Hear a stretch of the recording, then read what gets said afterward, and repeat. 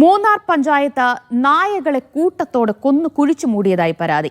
200ഓളം തെരുവ് വളർത്തു നായകളെയാണ് പഞ്ചായത്ത് മാലിന്യം നിക്ഷേപിക്കുന്ന സ്ഥലത്ത് കുഴിച്ചുമൂടിയത്. ഇടുക്കി ആനിമൽ റെസ്ക്യൂ ടീം നൽകിയ പരാതിയിൽ മൂന്നാർ പഞ്ചായത്ത് അധികൃതർക്കെതിരെ കേസെടുത്തു. പരാതി നിഷേധിച്ച് പഞ്ചായത്ത് അധികൃതർ രംഗത്തെത്തി. മുഹമ്മദ് ആഷിഖ് വിവരങ്ങൾ നൽകും. ആഷിഖ്, സംസ്ഥാനത്ത് തെരുവ് നായ ശല്യം അത്രയധികം രൂക്ഷമാണ്. അതിനിടയിലാണ് മൂന്നാറിൽ 200ഓളം നായകളെ കൊന്നു കുഴിച്ചുമൂടിയതായുള്ള പരാതി വരുന്നത്. എപ്പോഴാണ് ഈ സംഭവം ശ്രദ്ധയിൽപ്പെട്ടത്? എന്താണ് ഉണ്ടായത്? ദിവ്യ ചൂണ്ടിക്കാണിച്ചതുപോലെ ശക്തമായ തെരുവുനായ ശല്യം മൂന്നാറിൽ ഒട്ടാകെയുണ്ട്. മുൻപ് ഈ കഴിഞ്ഞ മാസങ്ങളിൽ തന്നെ കൊച്ചുകുട്ടികളടക്കം തെരുവുനായ കടിക്കുന്ന സംഭവങ്ങൾ റിപ്പോർട്ട് ചെയ്തിരുന്നു. ഇതിന്റെ ഒരു പശ്ചാത്തലത്തിൽ വലിയ ജനരോഷം തെരുവുനായകൾക്കെതിരെ മൂന്നാറിലും പരിസരത്തും ഉണ്ടായിരുന്നു. തെരുവുനായകളെ ഉന്മൂലനം ചെയ്യാനെന്ന പേരിൽ മൂന്നാർ ഗ്രാമപഞ്ചായത്ത് ഈ തെരുവുനായകളെ കൊന്നു കുഴിച്ചു മൂടി എന്ന പരാതിയാണ് ഇപ്പോൾ ഉയരുന്നത്.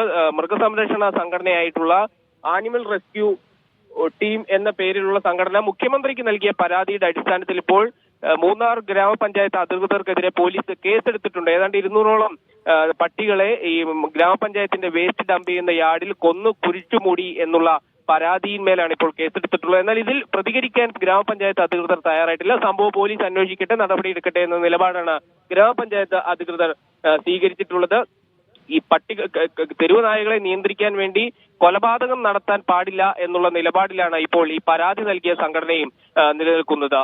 ദിവ്യ, തെരുവ് നായശല്യം രൂക്ഷമായ മൂന്നാറിലാണ് പഞ്ചായത്തിനെതിരെ പരാതി വന്നിരിക്കുന്നത്. 200ഓളം നായകളെ കുന്നുകുഴിച്ചു മൂടിയെന്നാണ് ആനിമൽ റെസ്ക്യൂ ടീമിന്റെ പരാതി. പരാതിയിൽ കേസെടുത്തിട്ടുണ്ട്.